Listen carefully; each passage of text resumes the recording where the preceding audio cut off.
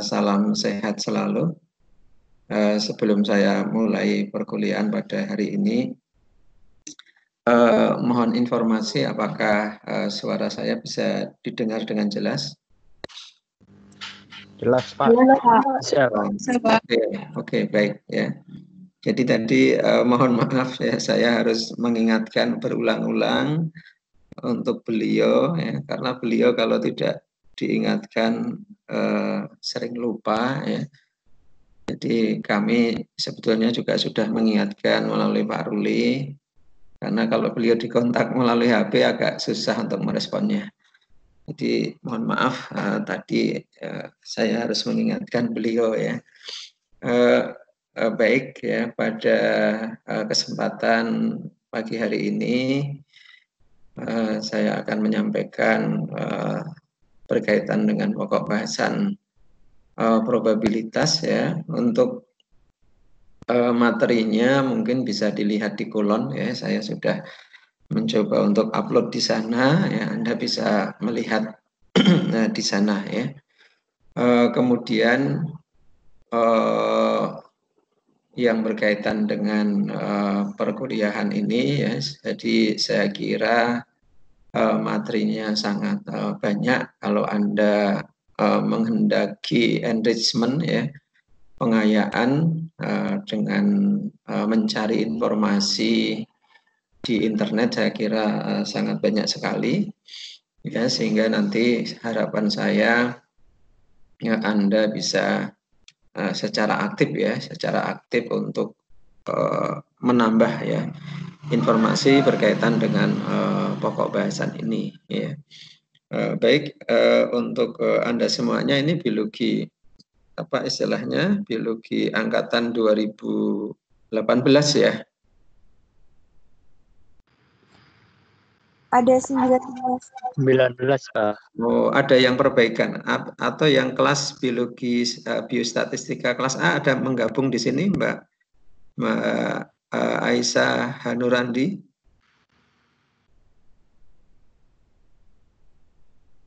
Tidak ada ya? Oh, ada Pak, ada. Oh, jadi di enroll ya? Iya. Di input di kelas ini ya, baik. Jadi ini berkaitan dengan pokok bahasan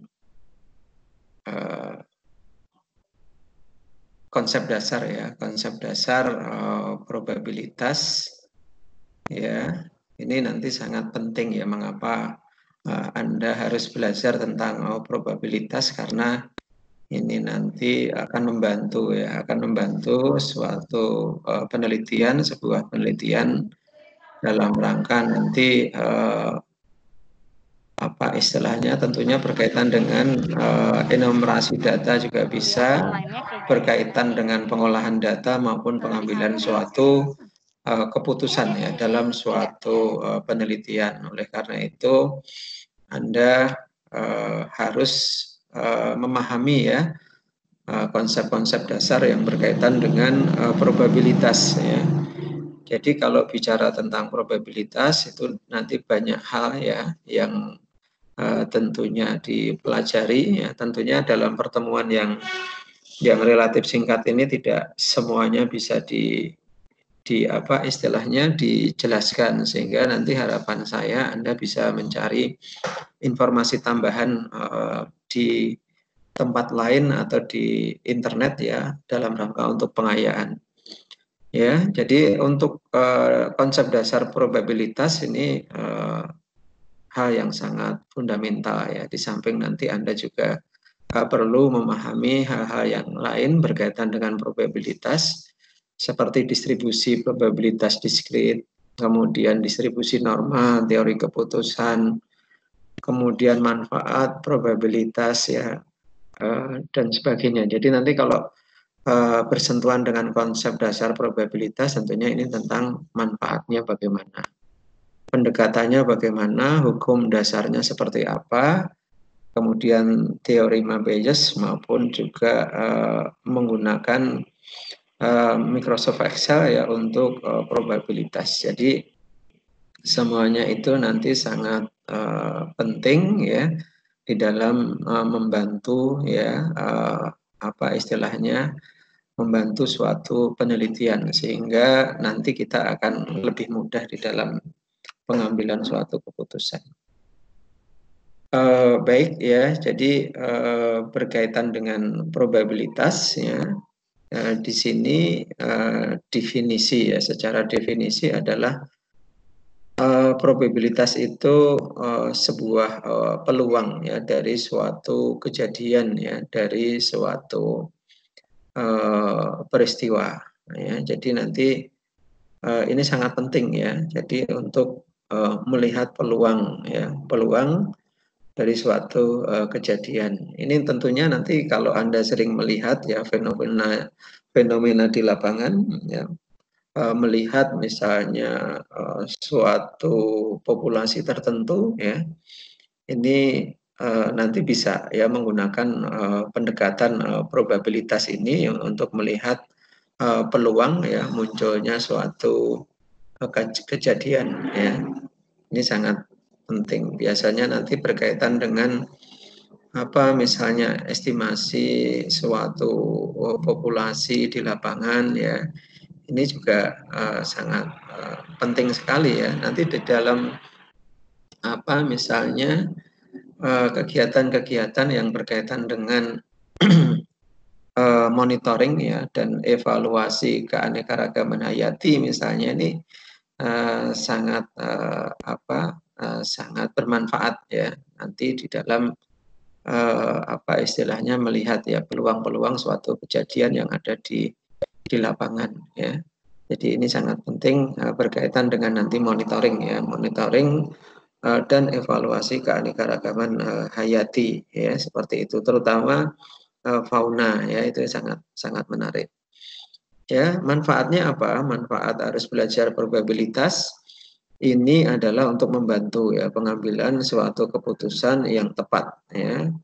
Karena kehidupan di dunia ini ya tidak ada yang apa istilahnya ya, ada sesuatu yang tidak pasti ya, ada informasi yang kadang tidak sempurna ya. Kita mungkin dalam suatu penelitian saja yang kita upayakan untuk semuanya dibuat homogen ya, semua sumber keragamannya diminimalisasi ya, semua faktor galat ya, jadi penyebab keragaman dalam suatu penelitian yang tidak bisa dikendalikan itu kadang apa istilahnya ya, jadi itu merupakan bentuk ketidakpastian ya.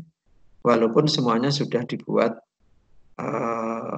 sehomogen mungkin, dikondisikan sebaik mungkin ya, faktor penyebab sumber keragaman diminimalisasi sebaik mungkin, tapi masih ada hal yang tidak sempurna ya. Jadi oleh karena itu aplikasi probabilitas dalam suatu penelitian ini dianggap dibutuhkan ya, dianggap dibutuhkan dalam rangka untuk membantu di dalam pengambilan suatu keputusan. Sebagai contoh di sini ya, misalnya pembelian harga saham berdasarkan analisa harga saham, ini yang sangat mudah ya, pembelian harga saham berdasarkan analisa harga saham ya. Atau mungkin peluang produk yang diluncurkan oleh suatu perusahaan itu nanti akan sukses atau tidak dan lain-lain. Tentunya ini juga nanti berkaitan dengan segmen ya yang membutuhkan ya. Jadi peluang produk yang diluncurkan suatu perusahaan tentunya juga melihat segmen yang membutuhkan ya. Pembelian harga saham tentunya juga terkait dengan kemampuan untuk menganalisis ya dari harga saham tersebut ya, seperti itu. Bahkan sekarang ini Anda juga sudah tahu juga ya tentang informasi terkini tentang proyeksi-proyeksi yang berkaitan dengan pertumbuhan ekonomi ya. Itu tentunya juga mengacu pada berbagai macam variabel ekonomi yang ada di lapangan ya, variabel konsumsi, variabel ekspor, variabel impor ya, dan banyak variabel yang lain.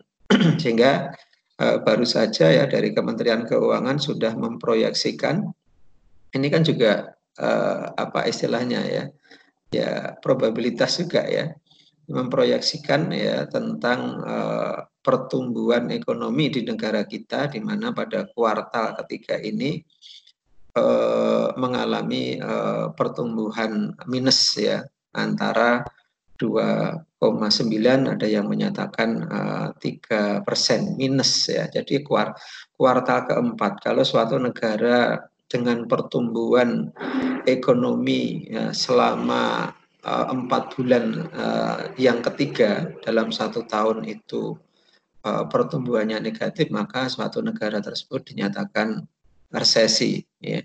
Apabila nanti setahun berikutnya tetap mengalami pertumbuhan negatif, maka dinyatakan sebagai depresi ya. Dan kita tidak berharap, mudah-mudahan negara kita tidak masuk ke dalam tren depresi, karena pada kuartal keempat ini ada pertumbuhan walaupun masih berada pada angka negatif ya. Tadi kemarin pada kuartal kedua minus 5,32%, sekarang naik sedikit ya menjadi minus 2,9 atau sampai 3% ya. Tentunya mudah-mudahan nanti mendekati 0 kemudian naik ke angka yang lebih positif, itu harapan kita semuanya.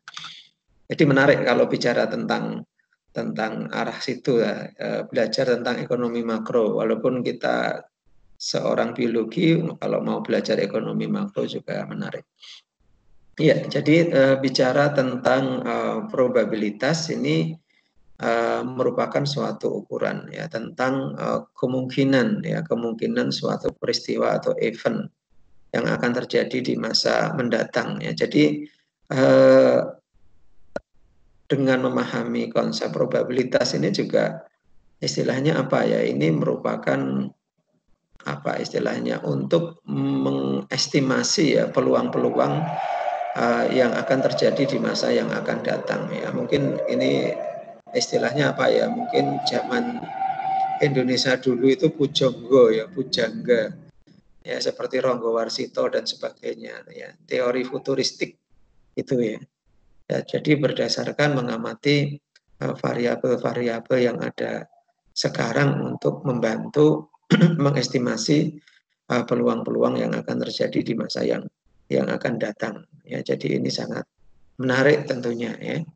Jadi kalau dalam hal biologi bisa juga ya tentang peluang-peluang apa misalnya tren populasi ya, tren populasi fauna yang ada pada suatu habitat tertentu dilihat dari kondisi yang ada sekarang ya, misalnya jumlah jantannya berapa, jumlah betinanya berapa, kemudian vegetasinya apa saja, keanekaragamannya bagaimana, dan sebagainya. Ya, tentunya variabel-variabel yang berkaitan dengan habitat dan aliran energi itu bisa dipakai untuk menduga tentang apa misalnya peluang-peluang pertambahan populasi ya di masa yang akan datang. Jadi ini penting juga untuk kegiatan-kegiatan yang berbasis konservasi ya, berbasis pemantauan lingkungan. Ini sangat dibutuhkan karena berbagai macam perusahaan itu apa istilahnya oleh Kementerian Lingkungan Hidup dan Kehutanan harus mengikuti kegiatan proper ya, penilaian lingkungan. Jadi ini teori probabilitas ini nanti sangat dibutuhkan dalam kegiatan tersebut. Ya kebetulan saya, Pak Agung, Pak Ruli ini 3 tahun terakhir ini diberi amanah oleh Pertamina, full terminal Boyolali, kemudian Pengapon Semarang, depot pengisian aftur ya pesawat yang ada di Bandara Ahmad Yani ini 3 tahun terakhir terlibat di dalam monitoring KHD. Jadi probabilitas nanti ranah aplikasinya bisa dibawa ke sana ya.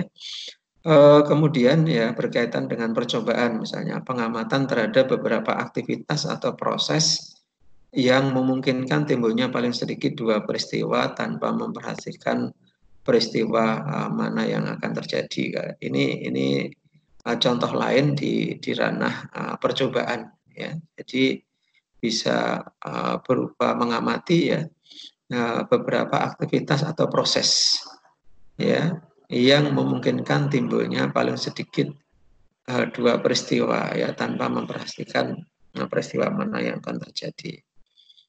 Ya, kemudian hasilnya, outcome-nya, suatu hasil dari suatu percobaan. Ya, peristiwanya, eventnya, kumpulan dari satu atau lebih hasil yang terjadi, ya. Ya, jadi manfaatnya ke situ, ya, manfaat dari probabilitas. Ya, di sini diberikan ilustrasi, ya, diberikan suatu example tentang pengertian probabilitas, ya, agar lebih mudah untuk bisa dipahami, ya. Contohnya di sini adalah percobaannya, misalnya contoh percobaannya atau kegiatannya pertandingan sepak bola antara Persita vs PSIS di Stadion Tangerang. Ya, ini sebagai contoh saja, sebagai ilustrasi, ya. Kemudian hasilnya, ya, Persita menang, atau mungkin juga Persita kalah, atau seri, ya, Persita tidak kalah dan tidak menang. Ya, peristiwanya adalah Persita menang. Ini contoh untuk memudahkan, ya, Anda di dalam memahami suatu probabilitas, ya. Karena kita lebih fokus di biologi 1, sehingga kita lebih tepatnya di apa istilahnya ranah biologi, ya. Kalau ranah biologi misalnya percobaan apa yang analoginya sejenis dengan contoh ini, ya. Jadi nanti akan apa misalnya akan lebih mudah di dalam membantu, ya, dalam memproyeksikan, ya, suatu hasil, ya, seperti itu. Ya, kemudian pendekatan, ya, pendekatan probabilitas, ya. Pendekatan probabilitas itu ada 3 pendekatan, ya. Yang pertama adalah pendekatan secara klasik, ya. Kemudian yang kedua adalah pendekatan secara relatif, ya, dan yang ketiga adalah pendekatan secara subjektif, ya. Jadi itu 3 pendekatan probabilitas, ya, secara klasik. Ya, secara klasik ini biasanya, ya, walaupun klasik biasanya merupakan hal yang sangat fundamental, ya, karena mendasari dari pendekatan-pendekatan yang berkembang berikutnya. Jadi pemahaman-pemahaman fundamental, basic, ya, atau pemahaman-pemahaman yang relatif komprehensif ini ada di sini. Kemudian yang berikutnya pendekatan relatif maupun pendekatan subjektif, ya, nanti kita lihat. Ya, jadi pendekatan klasik di sini didefinisikan, ya, sebagai setiap peristiwa yang mempunyai kesempatan yang sama untuk terjadi, ya, suatu peristiwa yang memiliki kesempatan yang sama untuk terjadi. Rumusnya seperti ini, ya, probabilitas suatu peristiwa, ya, jumlah kemungkinan hasil dan jumlah total kemungkinan hasil. Ini pendekatan secara klasik, ya. Ya, jadi nanti bisa di apa secara probabilitas seperti ini, jumlah kemungkinan hasilnya, kemudian jumlah total dari kemungkinan hasil. Ya, di sini diberikan sebuah ilustrasi, ya, misalnya kegiatan melempar uang, ya. Kegiatan melempar uang itu kemungkinan akan muncul gambar atau muncul angka, ya. Jadi tadi ada apa tadi? Ada jumlah kemungkinan hasil dan jumlah total kemungkinan hasil, ya. Jadi probabilitasnya antara muncul gambar maupun muncul angka itu adalah, ya, setengahnya, 50%, 50%, ya. Ya, karena di sini ya, karena jumlah total kemungkinan hasilnya adalah 2 ya, kemudian jumlah kemungkinan hasilnya 1 untuk masing-masing baik gambar maupun angka ya. Kemudian kegiatan perdagangan saham ya, menjual dan membeli saham ya, jumlah total kemungkinan hasil juga sama ya, seperti itu. Ya, tapi nanti dalam praktek ya tidak apa istilahnya tidak semudah yang kita bayangkan. Tapi itu penting ya dalam rangka untuk melihat peluang ya, melihat peluang antara penjualan saham dan pembelian saham ya. Jadi ini yang mungkin suka di sana, atau nanti juga berkaitan dengan apa misalnya menjual, membeli, apalagi biasanya di kegiatan-kegiatan perbankan, di kegiatan-kegiatan investasi itu seperti ini. Kemudian perubahan harga, misalnya inflasi maupun deflasi, ya, inflasi yang harganya naik, ya. Kalau inflasi itu harga naik, berarti nilai nominalnya bagaimana ini? Biasanya apa istilahnya, nilai nominalnya turun begitu ya. Kalau deflasi harga turun ya, nilai nominalnya naik gitu ya. Ini peluangnya juga sama. Ya, kemudian mahasiswa belajar ya. Ini juga kemungkinan hasilnya ada 3, mungkin lulus memuaskan, lulus sangat memuaskan, dan lulus apa yang terakhir apa? Saya kok nggak kelihatan ya. Lulus Terpuji. Terpuji. Lulus apa? Teruji. Terpuji. Lulus terpuji ya. Nggak tahu ini kriteria hasil lulus terpuji itu gimana ya. Kalau terpuji itu berarti apa ya? Lulus apa? Kalau saya dulu memuaskan, sangat memuaskan, dan cum laude ya, dulu seperti itu. Ya, atau summa cum laude ya, seperti itu ya. Jadi ini kemungkinan hasilnya seperti itu ya. Totalnya adalah 3. Jadi masing-masing peluangnya ya sekitar 3, berapa ini? 33,33% ya. Ya, 33,3% ya, kurang lebih seperti itu.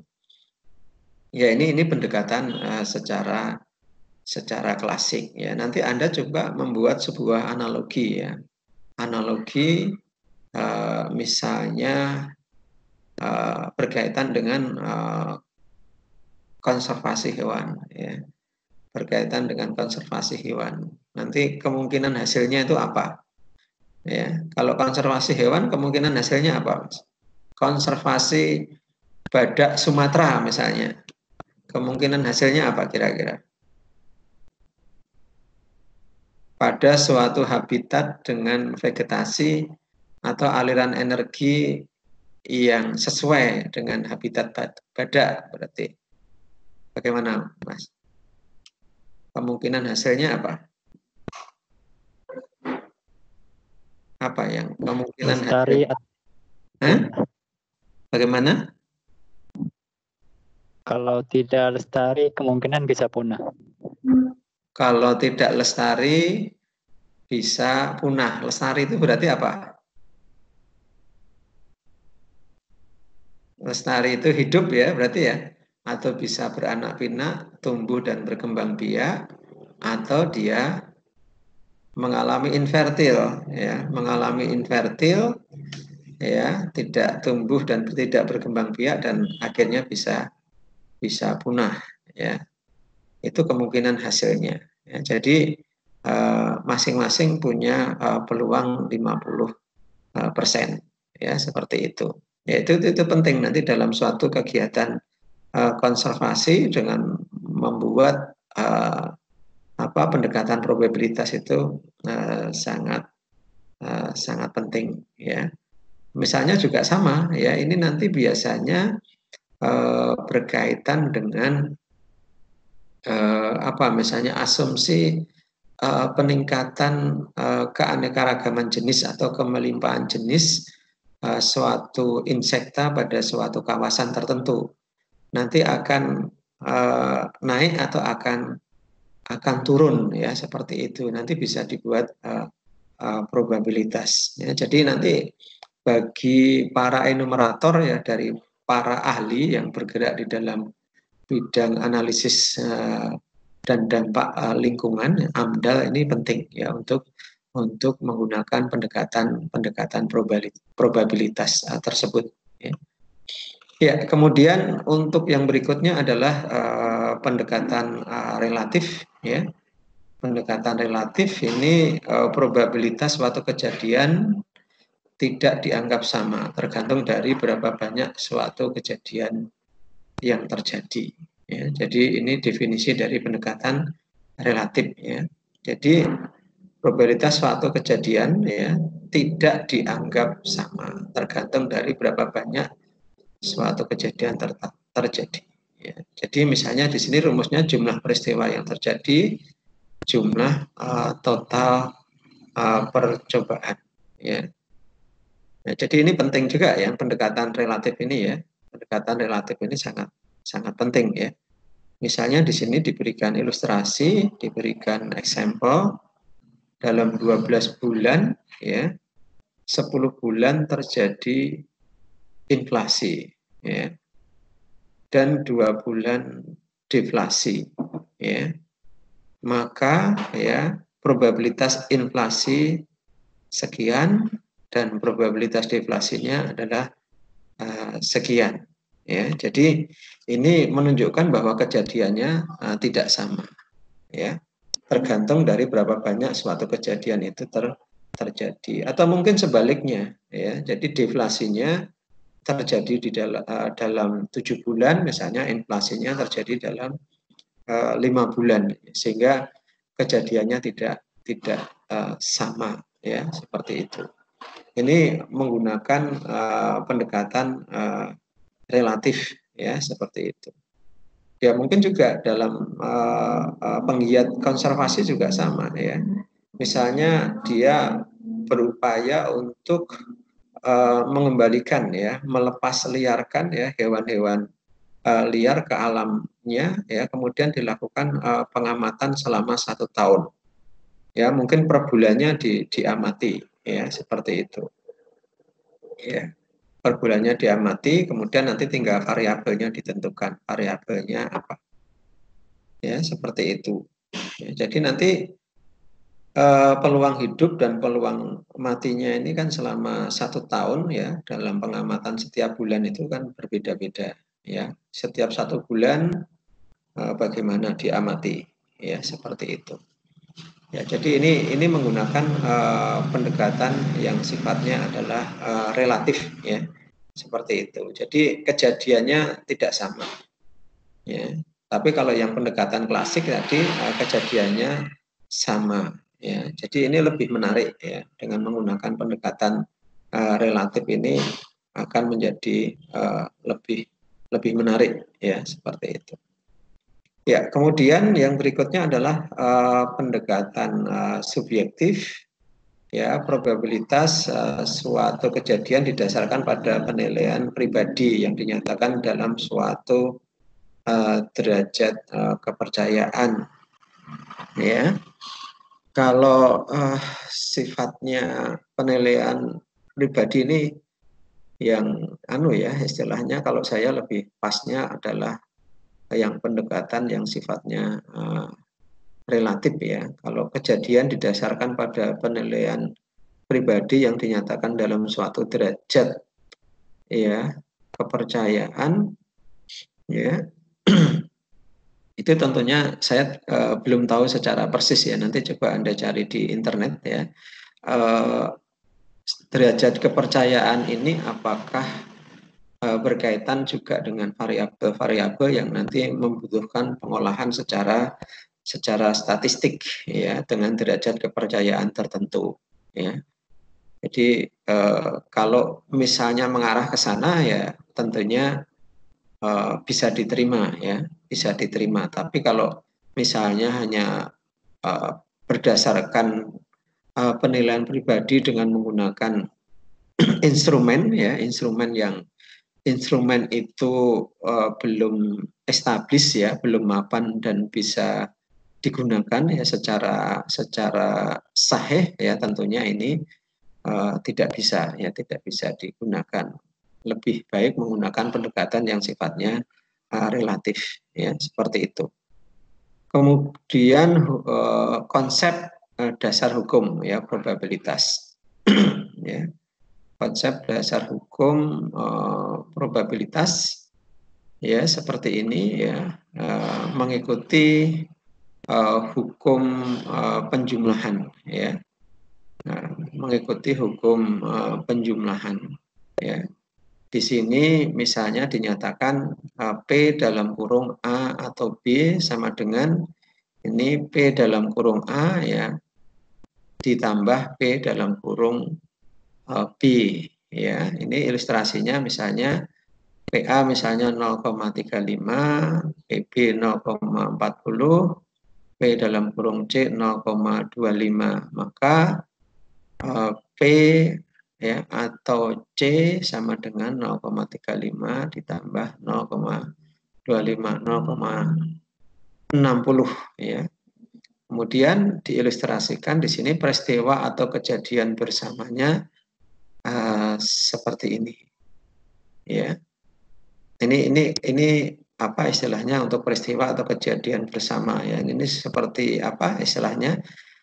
A ya, B ini diagram apa ini? Diagram Venn ya. Kemudian AB-nya itu interaksi. PA atau B, P dalam kurung A ditambah P dalam kurung B dikurangi P, di sini ada interaksi. Ya, jadi ini konsep dasar ya, konsep dasar hukum probabilitas ya. Seperti itu. Nanti untuk aplikasinya bagaimana? Ya, aplikasinya bagaimana di dalam penelitian biologi ya. Nanti saya minta untuk apa istilahnya?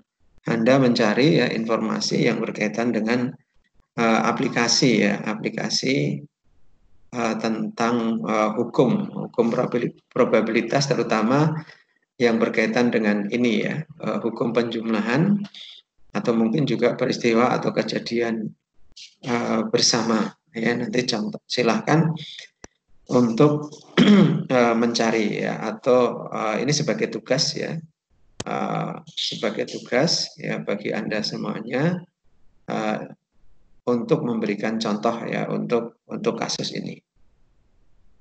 Kemudian peristiwa saling lepas ya, peristiwa saling lepas ini dicontohkan seperti ini ya, P dalam kurung AB sama dengan 0, maka P ya dalam kurung A atau B sama dengan P dalam kurung A ya ditambah P dalam kurung B kemudian ditambah 0 ya. Jadi ini kalau dalam diagram Venn ini suatu peristiwa ini tidak saling berkaitan ya. Tapi kalau sebelumnya ini suatu peristiwa itu ada apa istilahnya ya, ada space yang itu terjadi interaksi ya.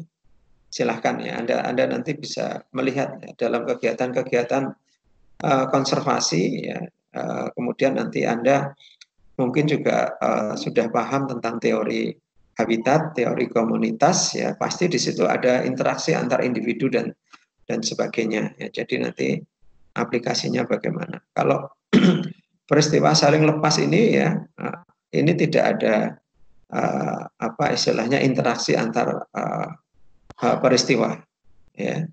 Jadi nanti ini juga saya kira dalam dunia yang berkaitan dengan aspek ekologi ya, konservasi, pelestarian sumber daya hayati ini sangat penting ya, penelitian eksplorasi yang berkaitan dengan sumber keanekaragaman hayati atau konservasi ini baik yang peristiwa atau kejadian bersama atau mungkin peristiwa saling lepas ini biasanya sering kita temukan di lapangan. Ya, kemudian juga ada hukum perkalian seperti ini. Ya, ya. Jadi beberapa hal tentang konsep dasar hukum ini sering kita temukan ya, sering kita temukan di lapangan. Jadi nanti silahkan untuk dicari contohnya. Kemudian diagram pohon ya, diagram pohon ya. Jadi ini juga menarik ya. Nanti biasanya ya dalam riset-riset atau penelitian-penelitian kita sering apa istilahnya membuat suatu dendrogram misalnya ya. Membuat suatu dendrogram biasanya kalau dalam riset yang berkaitan dengan pencarian suatu tanaman ya yang memiliki potensi sebagai tanaman obat, ini biasanya dibuat semacam diagram pohon juga ya, dibuat dendrogram untuk memudahkan apa istilahnya ya, memudahkan mengetahui potensi dari suatu tanaman berdasarkan senyawa bioaktif yang dikandungnya. Ya, jadi nanti itu nanti dibuat dendrogram dalam rangka untuk ini tanaman ini bisa punya potensi tidak sebagai tanaman obat berdasarkan kandungan senyawa bioaktif yang sejenis ya, seperti itu.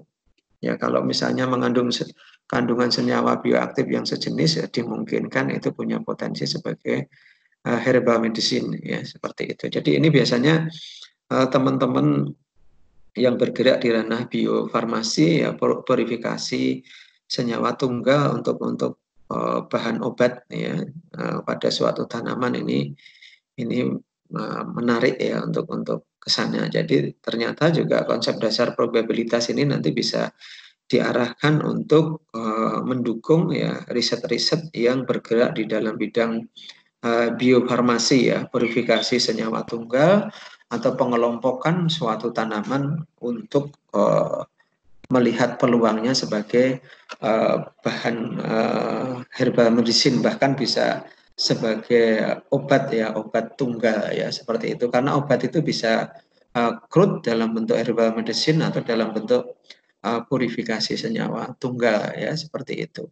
Nah, di sini dicontohkan ya diagram pohonnya, suatu diagram berbentuk pohon yang membantu mempermudah untuk mengetahui probabilitas suatu peristiwa ya, seperti itu. Ini kayak tadi ya penjualan dan pembelian ya, penjualan pembelian misalnya apa ini ya, penjualan pembelian tentang ini ya, keputusan jual beli probabilitasnya bersyarat ya, jenis sahamnya bla bla bla.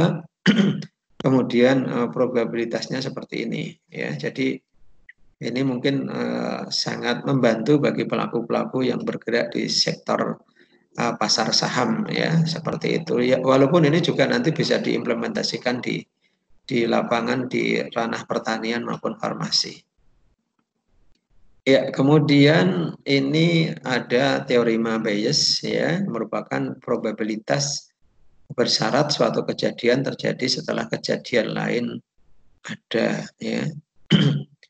Jadi ini merupakan probabilitas bersyarat ya, suatu kejadian terjadi setelah kejadian lain ada. Ini mungkin yang bisa dipakai untuk menduga ya, menduga tentang peluang-peluang yang akan datang. Ya, ini biasanya para ahli futuristik ya, para ahli futuristik ini juga ke sana. Apakah ini misalnya untuk pengembangan apa misalnya pengembangan teknologi, berbagai macam teknologi yang memudahkan aktivitas manusia sangat dimungkinkan, mungkin saja ya. Jadi berdasarkan mengacu pada variabel atau peristiwa yang sudah terjadi ya, dalam rangka untuk melihat peluang kejadian yang akan datang. Ini sangat mungkin ya, munculnya prototipe baru di dalam bidang industri otomotif, industri segala macam, ini juga sangat dimungkinkan ya, menggunakan pendekatan probabilitas ini ya. Cuma ini rumusnya rada jelimet ya.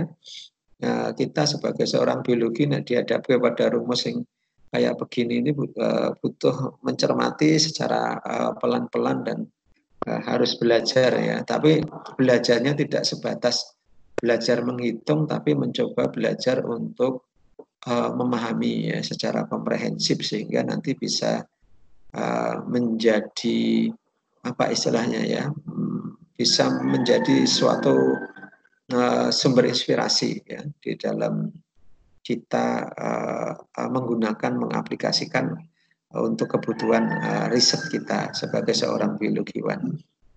Ya di sini diberikan suatu ilustrasi seperti ini ya. Jadi ini lebih ilustrasinya lebih banyak ke ekonomi, tapi tidak menutup kemungkinan nanti di aspek biologi juga ada ya. Jadi di sini dinyatakan misalnya suatu perusahaan besar menggunakan 3 hotel sebagai tempat menginap para langganannya ya. Kemudian ya ini perusahaan besar ya. Para pemilik perusahaan besar di Indonesia kan banyak ya. Contohnya ya si siapa namanya yang pemilik Trans Corporation ya. Siapa namanya Khairul Tanjung Corporation ya. Jadi beliau merupakan konglomerat besar seperti Haritanu juga sama, kemudian Pak Hartono juga sama, Sandiaga Salahuddin Uno juga sama, Osman Sabtaodang ya, dan banyak lainnya. Itu adalah pengusaha besar di Indonesia yang asetnya sangat luar biasa ya, triliunan ya. Nah, dari pengalaman yang lalu diketahui bahwa 20% langganan ditempatkan di hotel A, ya 50% di hotel B dan 30% di hotel C. Ya, 20 ya, bila 5% kamar mandi di hotel A tidak berfungsi dengan baik, 4% di hotel B ya. Kamar mandi di hotel A tidak berfungsi dengan baik, 4% di hotel B, 8% di hotel C. Berapa peluang bahwa seorang langganan mendapatkan kamar-kamar mandi yang tidak baik? Ya, seorang pelanggan yang mendapatkan, ini penting juga ya, ini nanti kaitannya dengan teori layanan ya, kaitannya dengan teori layanan ya. Jadi nanti ini bisa dipakai ya, bisa dipakai untuk menduga ya, untuk menduga peluang ya, peluang nanti yang akan terjadi ya, terjadi di masa yang akan datang. Ya, bagaimana kalau misalnya 5% kamar mandi tidak baik, 4% tidak baik, 80% tidak baik. Nanti berdasarkan peristiwa ini nanti peluang yang akan terjadi di masa berikutnya itu seperti apa? Ya, itu hal-hal yang nanti bisa diprediksi ya untuk kepentingan yang akan datang. Nanti untuk hitung-hitungannya silahkan dihitung ya. Ini loadingnya, Anda masih bisa melihat slide-nya? Masih, Pak. Masih, Pak. Oke, ini kebetulan jadwal kuliah saya sangat padat, 1 hari sama kemarin full dari pagi sampai sore sampai malam ya. Jadi mudah-mudahan paket kuotanya masih ya. Ya, beberapa prinsip dalam menghitung seperti ini ya. Faktorial, berapa banyak cara yang mungkin dalam mengatur sesuatu dalam kelompok. Ya, faktorial sama dengan N ya. N ini biasanya jumlah sampel biasanya ya. Kemudian permutasi, sejumlah kemungkinan susunan jika terdapat satu kelompok objek. Ya, ini secara kombinasi NCR ya. Ini rumusnya seperti itu ya, kombinasi berapa cara sesuatu diambil dari keseluruhan objek tanpa memperhatikan urutannya ya. Jadi ini kayak random juga ya, random ya. Kalau permutasi sejumlah kemungkinan susunan jika terdapat satu kelompok objek. Jadi beberapa hal ini perlu diperhatikan ya di dalam proses penghitungan, karena ini merupakan prinsip yang digunakan di dalam menghitung ya. Jadi itu ya beberapa hal yang berkaitan dengan konsep dasar probabilitas yang bisa saya sampaikan ya pada kesempatan hari ini ya. Mudah-mudahan bisa memberikan sedikit informasi penting bagi Anda semuanya, dan tentunya ini penting seperti yang saya sampaikan tadi ya, untuk kegiatan-kegiatan riset di lapangan ya, yang berkaitan dengan kegiatan pelestarian sumber keanekaragaman hayati, yang berkaitan dengan kegiatan konservasi untuk melihat peluang dan sebagainya. Bagaimana nanti untuk menghitung kemungkinan yang akan terjadi pada keanekaragaman jenis di masa yang akan datang dengan melihat variabel atau peristiwa yang ada saat ini ya, nanti bisa dengan menggunakan pendekatan probabilitas ini, baik tadi pendekatan klasik, pendekatan relatif maupun pendekatan subjektif, atau juga tadi dengan menggunakan teorema Bayes ya. Jadi itu nanti bisa membantu ya. Jadi saya persilahkan kalau Anda nanti tertarik ya,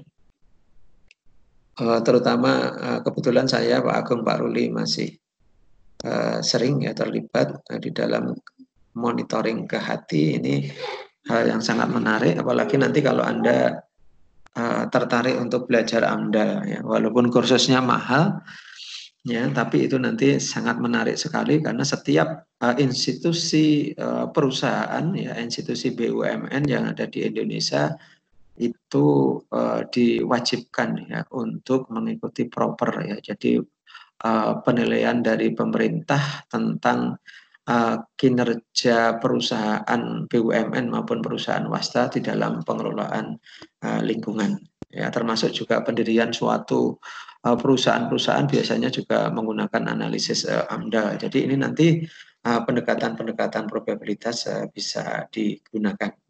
Saya kira itu untuk yang bisa saya sampaikan pada kesempatan hari ini, mudah-mudahan bermanfaat ya. Untuk materinya nanti saya kira ini sudah ada di MS Team juga bisa, Anda bisa mendownload, atau juga nanti Anda bisa melihat di Kulon ya. Kalau yang di Kulon materinya lebih bahasa Inggris, tapi kalau di MS Team ya materi yang kita sajikan pada kesempatan tatap muka pada pagi hari ini. Saya kira cukup sekian yang bisa saya sampaikan. Mudah-mudahan bermanfaat. Selamat pagi. Assalamualaikum warahmatullahi wabarakatuh. Waalaikumsalam warahmatullahi wabarakatuh. Terima kasih Pak Narno. Terima kasih Pak Narno. Sama-sama. Terima kasih Pak Narno.